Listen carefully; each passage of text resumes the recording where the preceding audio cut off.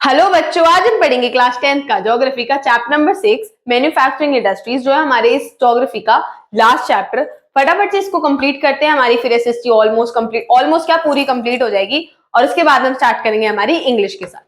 अब हम देखते हैं इस चैप्टर में हम क्या पढ़ने वाले हैं। इसमें हम पढ़ेंगे पहले तो मैन्युफैक्चरिंग की वो क्या होती है, डेफिनेशन क्या होती है, फिर हम पढ़ेंगे क्लासिफिकेशन क्या है, फिर हम पढ़ेंगे एग्रो बेस्ड इंडस्ट्रीज क्या है, मिनरल बेस्ड इंडस्ट्रीज क्या है, और फटाफट से चैप्टर को कंप्लीट कर लेंगे। अब हम स्टार्ट करते हैं टॉपिक को मैन्युफैक्चरिंग से। मैन्युफैक्चरिंग की डेफिनेशन क्या होती है बेटा? इसका मतलब होता है producing final goods from raw material से फाइनल गुड्स को बनाना। उसके बाद हम देखते हैं मैन्युफैक्चरिंग जरूरी क्यों होती है। बेटा देखो क्यों जरूरी होती है, इकोनॉमिक प्रोग्रेस की वजह से जरूरी होती है। कंट्री की इकोनॉमिक प्रोग्रेस कब दिखेगी? जब वहां पे इंडस्ट्रीज होंगी, वहां पे काम हो रहा होगा, ठीक है। उसके बाद एग्रीकल्चर को मॉडर्नाइज करता है, उसके बाद क्रिएट जॉब्स को क्रिएट करता है। कैसे क्रिएट करता है? इंडस्ट्रीज होंगी तो वहां पे मशीन होंगी, मशीन को कौन चलाएगा? इंसान ही चलाएंगे, ठीक है। फॉरेन एक्सचेंज बढ़ जाता है, जो इंडिया में बन रहा है वो इंडिया के बाहर जाएगा, बाहर जाके बिकेगा, बाहर जाके बिकेगा तो क्या होगा? वहां से क्या आएगा? पैसा आएगा। तो वो क्या होता है? फॉरेन एक्सचेंज होता है, जो इंडिया के लिए, जो हमारी किसी के लिए भी, किसी भी नेशन के लिए फॉरेन एक्सचेंज बहुत ज्यादा जरूरी होता है। और हमारी वैल्यू एडिशन होती है किस चीज में? हमारी इकोनॉमी में, ठीक है। अब एग्रीकल्चर इंडस्ट्रीज जो है दोनों बहुत ज्यादा इंटरकनेक्टेड है। विदाउट एग्रीकल्चर हमारी इंडस्ट्रीज काम ही नहीं कर सकती। क्यों नहीं कर सकती? क्योंकि जो रॉ मटेरियल है इंडस्ट्रीज के पास वो कहां से आता है? एग्रीकल्चर से आता है। और एग्रीकल्चर भी विदाउट इंडस्ट्री काम नहीं कर सकती। क्यों? क्योंकि इंडस्ट्रीज क्या बनाती है? मशीनरी बनाती है, ट्रैक्टर वगैरह किसको देती है? एग्रीकल्चर सेक्टर को देती है। तो ये दोनों क्या हुए? इंटरडिपेंडेंट, इंटरकनेक्टेड हुए। अब ये देखो, हमें इंडस्ट्रीज को बढ़ाना जरूरी क्यों है? क्योंकि हमारा ग्लोबल स्टैंडर्ड बनेगा, जो हमें मीट करना पड़ता है ना, कि ग्लोबली अगर हमें इकोनॉमी एक ऐसा अच्छा इकोनॉमिक नेशन दिखना है कि हाँ इंडिया की इकोनॉमी इज ग्रोइंग, तो वो हमें कैसे पता लगेगा? जब हम इन ग्लोबल स्टैंडर्ड्स को मीट करेंगे। अब हम आते हैं हमारे नेक्स्ट टॉपिक पे, जो बहुत ही इंपॉर्टेंट है, classification of industries.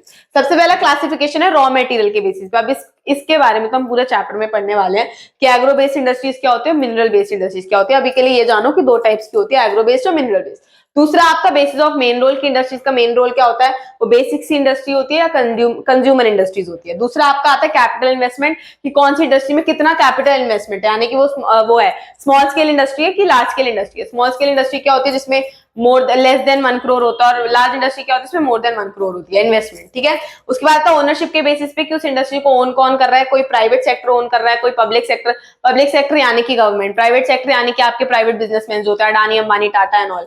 Joint sector यानी कि private sector public sector, government और प्राइवेट बिजनेसमैन दोनों मिलकर उसको चला रहे हैं। और कॉर्पोरेट सेक्टर होता है जहां पे आपका प्रोड्यूसर और कंज्यूमर दोनों मिलके इंडस्ट्रीज को वर्कआउट करते हैं। आपका लास्ट आता है on the basis of bulk of raw material and finish good, की बल्क ऑफ उसके ऊपर है, बेसिस के ऊपर है, कि फाइनल प्रोडक्ट्स के ऊपर है, फाइनल गुड्स के ऊपर। तो देखो दो टाइप की होती है इसमें, हैवी इंडस्ट्रीज और लाइट इंडस्ट्रीज। हैवी इंडस्ट्रीज क्या होती है? जहां पे आयरन स्टील वगैरह का सामान बनता है। और लाइट इंडस्ट्रीज होती है जहां पे आपका इलेक्ट्रिक गुड्स बनते हैं, ठीक है। अब हम देखते हैं हमारा नेक्स्ट टॉपिक, जो हमने यहाँ पे ऑलरेडी पढ़ा, एग्रो बेस्ड इंडस्ट्रीज और मिनरल बेस्ड इंडस्ट्रीज। अब सबसे पहला देखते हैं agro based industries. Agro based industries का मतलब होता है एग्रीकल्चर से रिलेटेड जो जितनी भी इंडस्ट्रीज होती है। अब उसमें आपका आता है, सबसे पहले हम देखते हैं कि जरूरी क्यों होती है। क्यों जरूरी होती है? क्योंकि सेल्फ रिलायंट बनाती है हमें, कि हम अपने ही पास से रॉ मटेरियल ले रहे हैं और अपने ही पास से फिर फिनिश गुड बना रहे हैं। दूसरा, ये इंडियन होती है, समझ रहे हो, कि इंडिया, हमें कुछ बाहर से नहीं मंगाना पड़ रहा, हमें रॉ मटेरियल बाहर से नहीं चाहिए, या फिर हम रॉ मटेरियल को बाहर नहीं भेज रहे हैं, हम जो कुछ कर रहे हैं इंडिया में ही कर रहे हैं। और दूसरा, फॉरेन एक्सचेंज आता है, हम लोग यहाँ से फिनिश गुड, रॉ मटेरियल हमारा है, फिनिश गुड हमारे इंडस्ट्रीज में बन रहा है, हम दोनों को मिला के कहाँ बेचते हैं? बाहर बेचते हैं, जहां से क्या आता है? फॉरेन एक्सचेंज आता है। ये वाला पॉइंट हमने पहले भी पढ़ा। अब हम देखते हैं सबसे, इसमें तीन टाइप की होती है, cotton textile industries, jute industries, और आपका तीसरा शुगर इंडस्ट्री। अब कॉटन टेक्सटाइल इंडस्ट्रीज क्या होती है? कॉटन के ऊपर बेसिस है, कि बेसिकली मतलब एग्जांपल दिया हमें कि एग्रो बेस्ड इंडस्ट्रीज में क्या क्या होते हैं। तीन टाइप की होती है। तो सबसे पहला कॉटन एक एग्जांपल क्या है?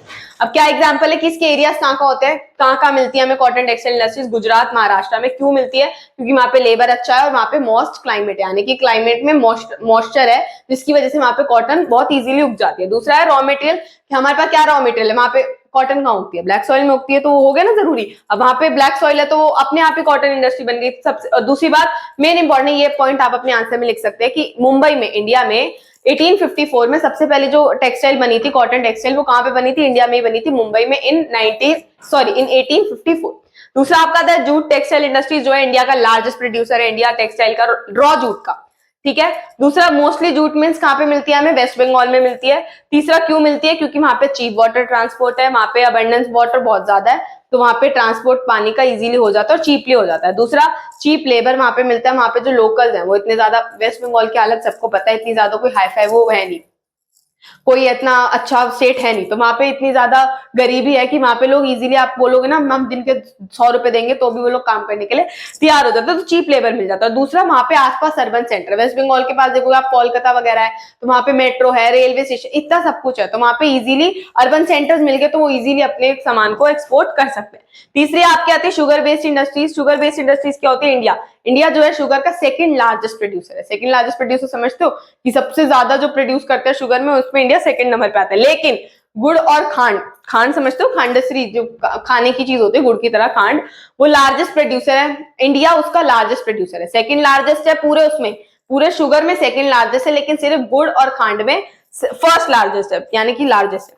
अब आपका मेन जो पॉइंट है वो है कि शुगर केन, ये मेन सोर्स क्या होता है शुगर का? शुगर केन होता है। तो शुगर केन से ना एक सुक्रोस निकलता है। अब सुक्रोस क्या होता है? जब आप ट्रांसपोर्ट करते हो ना, गन्ने के खेत से गन्ने तोड़े उसके बाद से ट्रांसपोर्ट करो, तो सुक्रोस ना कम होता रहता है। सुक्रोस कम होता रहता है, इसीलिए वो जितना भी फाइनल प्रोडक्ट आएगा वो थोड़ा सा कम आता है। अब एरियाज क्या क्या है? हरियाणा, वेस्टर्न यूपी और पंजाब। क्यों है? क्योंकि यहाँ पे शुगर केन की फसल अच्छी होती है।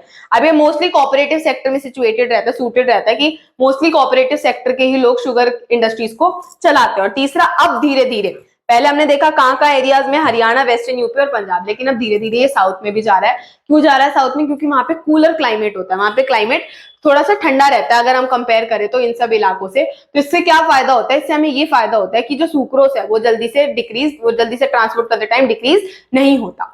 ठीक है, आई होप आपको समझ आया। अब हम देखते हैं हमारा नेक्स्ट टॉपिक।